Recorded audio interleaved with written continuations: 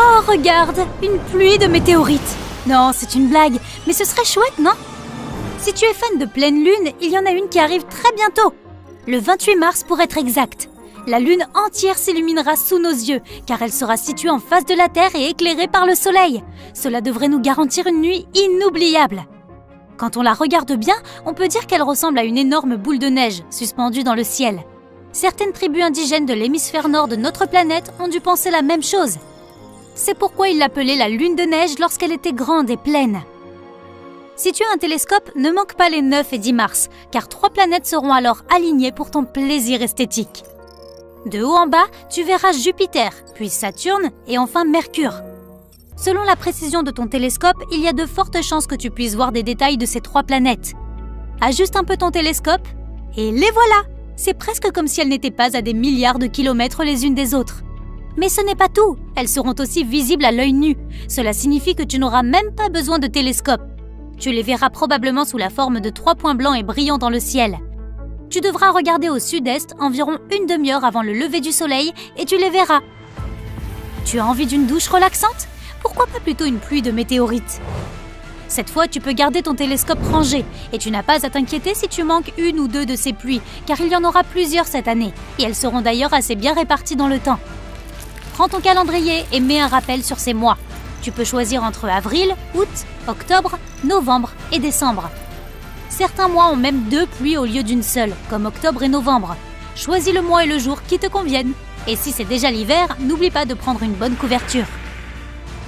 Tout ce que tu as à faire ensuite, c'est de regarder le ciel toute la nuit, en attendant que la pluie arrive.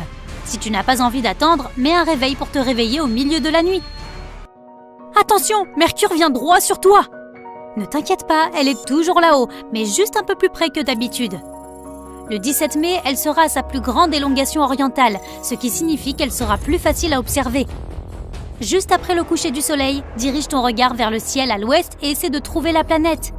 Cela se reproduira le 4 juillet, mais cette fois-ci, il faudra regarder à l'est. Tu auras peut-être besoin d'une boussole. Commence ta journée tôt le matin, juste avant le lever du soleil, avec une vue magnifique sur Mercure et une tasse de café chaud si tu en as envie. Si tu ne la vois toujours pas ce jour-là, essaie encore le 14 septembre ou le 25 octobre. Que se passe-t-il lorsque la Lune perd sa couleur blanche naturelle?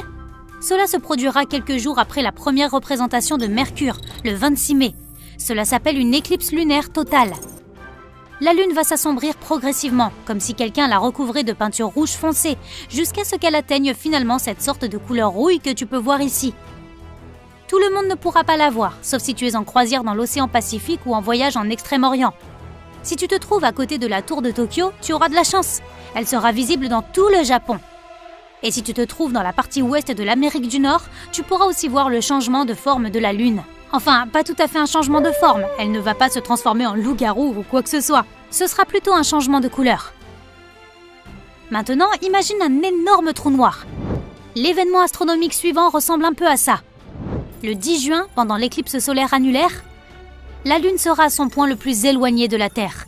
Ce faisant, elle finira par masquer la plus grande partie du Soleil, ne laissant qu'une petite partie de sa courbure à notre vue. Si tu regardes le ciel à ce moment-là, depuis le Canada ou la Sibérie orientale, tu ne verras qu'un énorme anneau de lumière. Il y a de fortes chances que tu ne puisses pas dire que c'est la Lune qui se trouve là-bas, car elle sera de la même couleur que l'espace, c'est-à-dire une absence totale de couleur, ou juste un noir très profond. Et cet anneau que tu verras, c'est la lumière du Soleil. Puisqu'on parle d'anneaux, parlons de celui de Saturne. Cette planète a tout, des anneaux bien sûr, mais aussi et surtout 80 de lunes. C'est comme si chaque année, de nouvelles lunes sortaient de nulle part. Le 2 août, la planète aux anneaux sera à son point le plus proche de la Terre. Et le Soleil nous aidera à la voir en l'illuminant. Non seulement elle sera plus brillante que pendant le reste de l'année, mais elle sera aussi visible toute la nuit. Ce sera le moment de ressortir ton télescope. Un télescope de taille moyenne devrait faire l'affaire, si tu veux voir ces anneaux et certaines de ces lunes. En tout cas, celle qui brille le plus.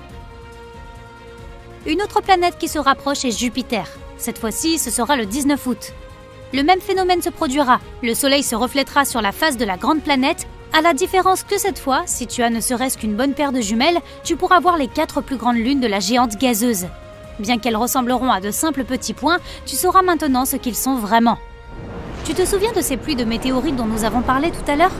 Eh bien, celle-ci est la plus conséquente qui soit. On l'appelle la pluie de météorites des Perséides. Et on dirait presque que le ciel est une machine à sous. Sauf que ce ne sont pas des jetons qui tombent, mais des météorites. Pendant cette pluie particulière, tu pourras même observer jusqu'à 60 météorites par heure, et elles seront très brillantes. Les meilleurs jours pour se mettre à l'aise, s'allonger sur l'herbe et regarder le ciel nocturne seront les 12 et 13 août. Habituellement, quand ces 2 journées arrivent, le ciel est sombre et clair. C'est parfait pour une pluie de météorites. Imagine une lune légèrement rouge. C'est ce qu'on appelle l'éclipse lunaire partielle et elle aura lieu le 19 novembre. Cette même lune rouge va devenir de plus en plus sombre en se déplaçant dans l'ombre de la Terre, mais elle ne sera pas visible pour tout le monde. Voici la Terre. Marque les endroits dont tu pourras observer cette éclipse lunaire partielle.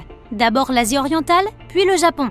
L'océan Pacifique est aussi inclus dans cette liste, mais à moins que tu n'aies un voilier, tu n'y seras probablement pas. Ensuite, ce sera autour de l'Amérique du Nord, du Mexique, de l'Amérique centrale et enfin, de l'ouest de l'Afrique. Prends tes lunettes d'éclipse et prépare-toi pour la dernière éclipse solaire de l'année. Ce sera la plus belle car la lune va bloquer le soleil pendant presque 2 minutes. Tu pourras voir la couronne du soleil, presque fantomatique, aussi appelée atmosphère extérieure. Malheureusement, ou heureusement, tu devras te trouver en Antarctique ou dans l'Atlantique Sud. Fais attention là-bas, il paraît qu'il fait un peu froid.